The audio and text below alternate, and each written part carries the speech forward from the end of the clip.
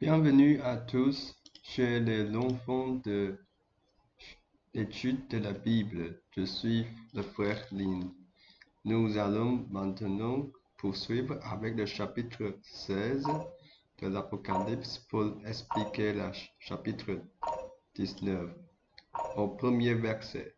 Après cela, j'entendis comme une foule dans le ciel qui disait avec une grande voix: Alléluia! Le salut, la gloire et la puissance sont à notre Dieu. Ses jugements sont véritables et justes,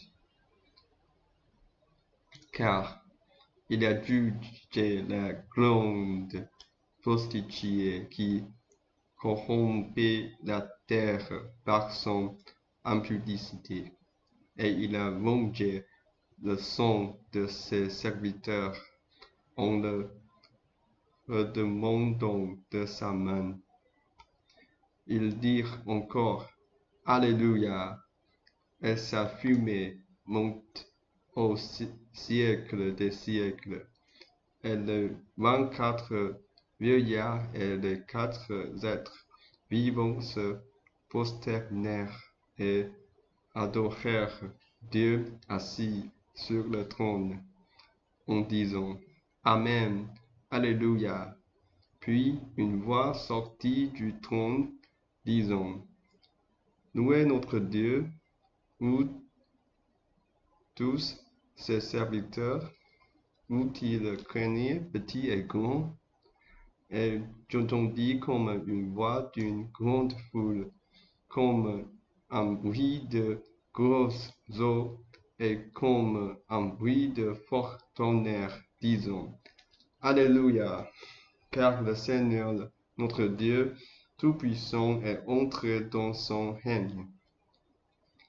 Réjouissons-nous et soyons dans l'allégresse, et donnons-lui gloire, car les noces de l'agneau sont venues et son épouse s'est préparée. Le 4e verset. Les 24 anciens et les 4 êtres vivants se prosternèrent et adorèrent celui qui est assis sur le trône en disant: Amen, Alléluia. Et une voix sortit du trône, disant: Louez notre Dieu, vous tous ses serviteurs, vous qui le craignez, petits et grands. J'entendis comme une voix d'une foule nombreuse, comme le bruit de grands eaux, comme le bruit de fort tonnerre, disant: Alléluia, car le Seigneur notre Dieu Tout-Puissant est entré dans son règne. Réjouissons-nous, soyons dans l'allégresse. Donnons-lui gloire, car les noces de l'agneau sont venues et son épouse s'est préparée. Elle lui a été donné de se revêtir d'un fin lin éclatant pur, car le fin lin, ce sont les œuvres justes des saints. Par conséquent, il est également très important que notre conduite soit juste. Le Seigneur Jésus a dit que ce ne sont pas tous ceux qui disent Seigneur, Seigneur, qui entreront dans le royaume de Dieu. En ce temps-là, beaucoup diront: Seigneur, Seigneur, n'avons-nous pas prophétisé en ton nom? N'avons-nous pas chassé des démons en ton nom? Et n'avons-nous pas fait beaucoup de miracles en ton nom? Alors je leur déclarerai ouvertement: Je ne vous ai jamais connus. Éloignez-vous de moi, vous qui pratiquez l'injustice. En d'autres termes, même si nous enseignons la Bible dans l'Église et faisons des miracles au nom du Seigneur, si nous sommes des personnes mauvaises plutôt que justes, le Seigneur Jésus ne nous reconnaîtra pas. Ce sont ceux qui font le bien, qui pratiquent la justice, qui appartiennent à Dieu. Ainsi, vivre justement au quotidien et pratiquer la justice des saints est très important, car à ce moment-là, nous aurons le privilège de revêtir une robe de fin lin éclatante et pure. Ensuite, regardons le 9e verset, où l'ange me dit, écris, heureux ceux qui sont appelés au festin des noces de l'agneau. Puis il me dit, ces paroles de Dieu sont véritables. Oui, bienheureux sont ceux qui peuvent pratiquer au mariage de l'agneau.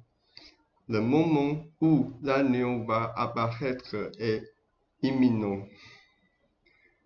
Jésus-Christ s'apprête à se manifester. Alors, au 10e verset, je tombai à ses pieds pour l'adorer, mais il me dit, garde-toi de le faire. Je suis ton compagnon de service et celui de tes frères qui ont le témoignage de Jésus. Adore Dieu, car le témoignage de Jésus est l'esprit de la prophétie. Oui, tous ceux qui témoignent de Jésus, ainsi que les prophètes qui transmettent ces paroles, sont ensemble des serviteurs. Ce que nous devons adorer, c'est Dieu. Cette section témoigne en réalité de Jésus. Elle confirme que Jésus est vraiment le Christ établi par Dieu et qu'il est prêt à faire son entrée. Au 11e verset, je vis le ciel ouvert et voici un cheval blanc. Celui qui le monte s'appelle fidèle et véritable. Il juge et combat avec justice. Ses yeux sont comme des flammes de feu, et sur sa tête, il porte plusieurs diadèmes. Il a un nom écrit que personne ne connaît sinon lui-même. C'est ici une particularité intrigante, bien qu'il soit mentionné qu'il y a un nom écrit. Ce nom est connu uniquement de lui-même, et personne d'autre ne le connaît. Ce nom ne serait-il pas celui de Jésus?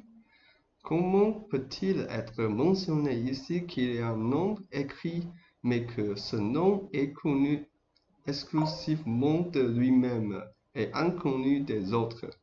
Il était revêtu d'un manteau trempé de sang, et son nom est appelé la parole de Dieu.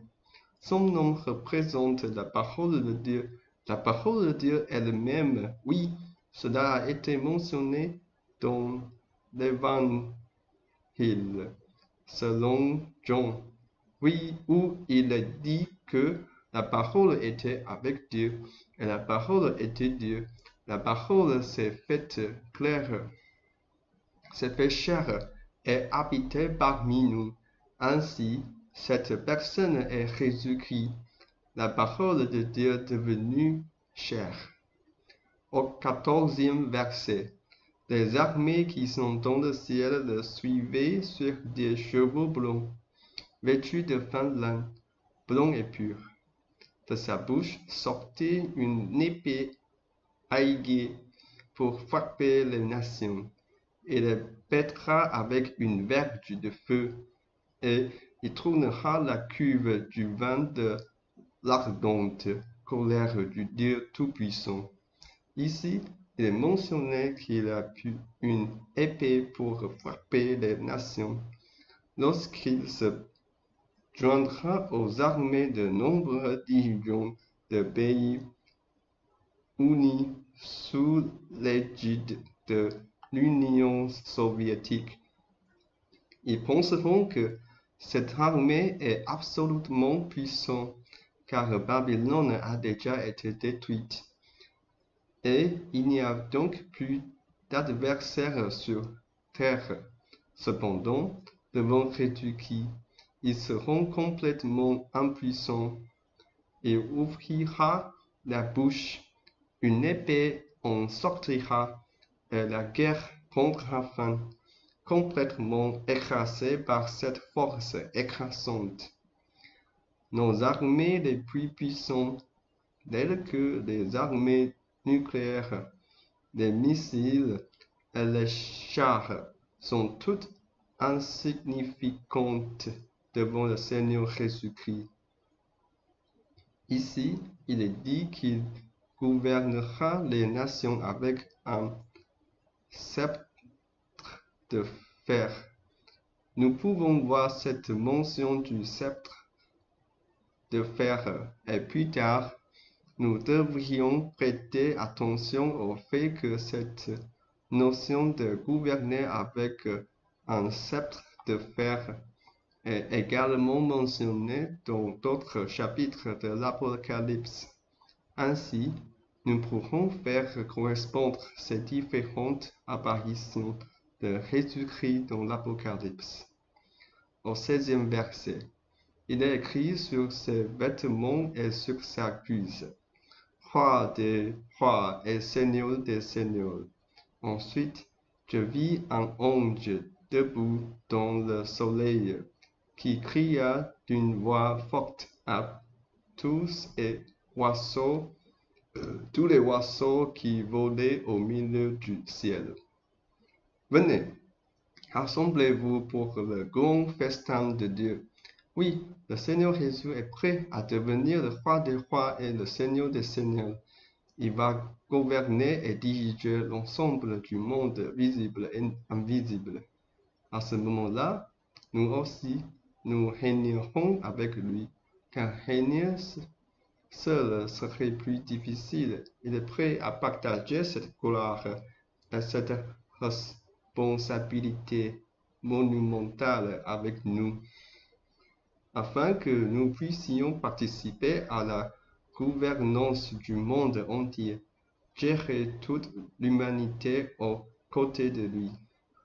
Au 17e verset, je vis encore un ange debout au milieu du soleil, criant d'une voix forte à tous les oiseaux qui volaient haut dans le ciel.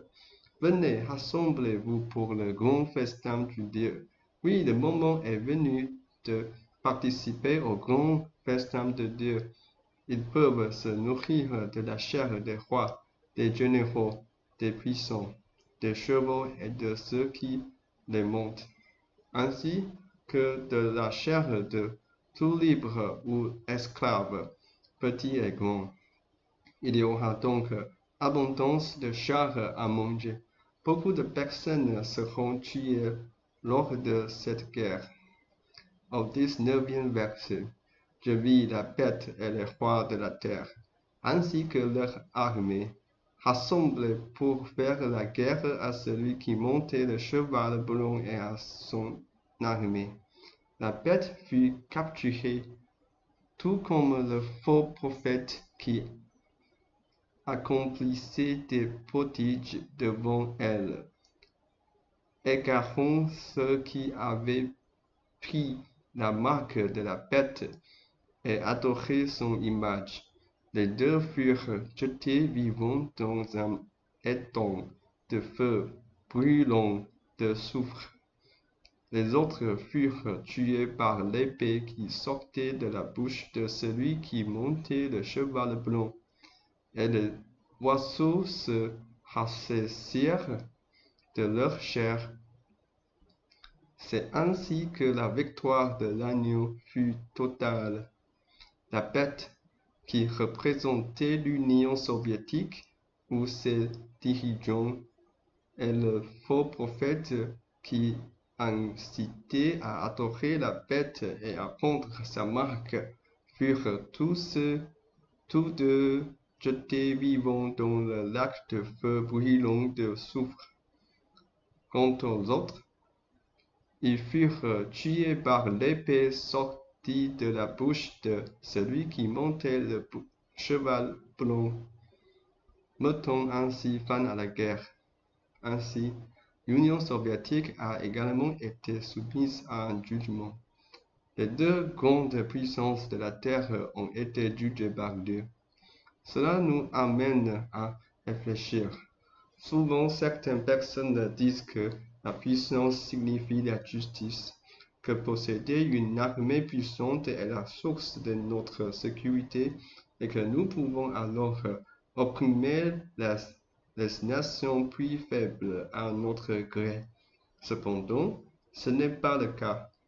Nous pouvons voir que, finalement, les nations qui traitent les autres avec oppression subissent également un châtiment de Dieu.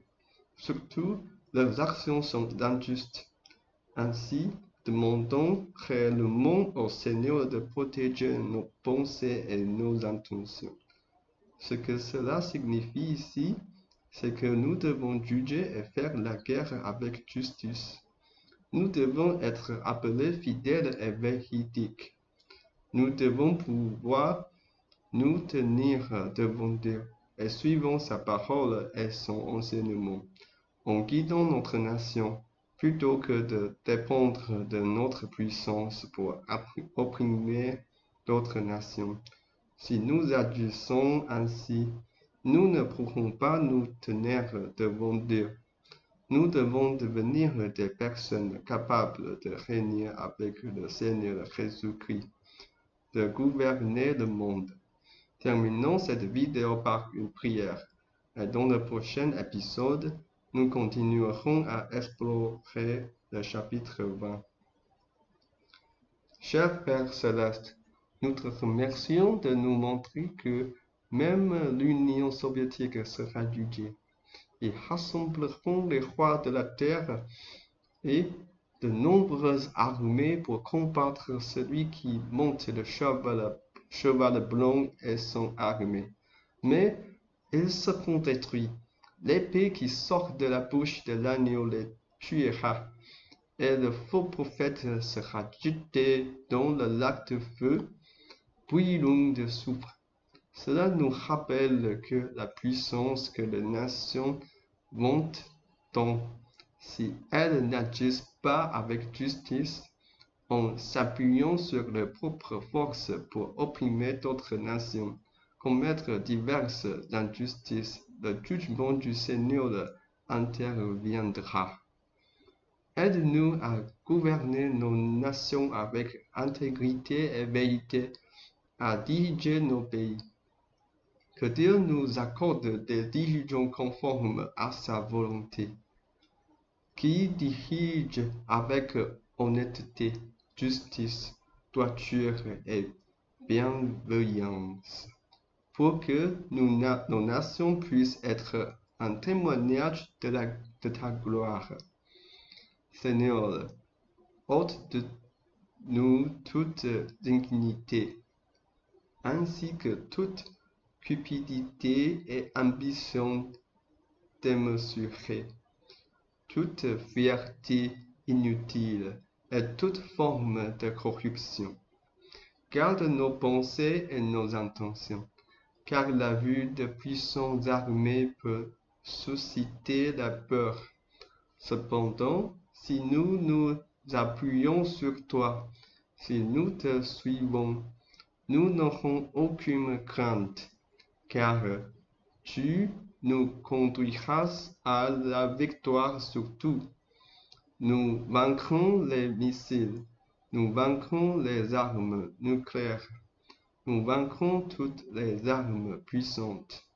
Seigneur, tu nous conduiras finalement à la victoire, et nous avons confiance en toi. Au nom de Jésus-Christ, nous prions. Amen.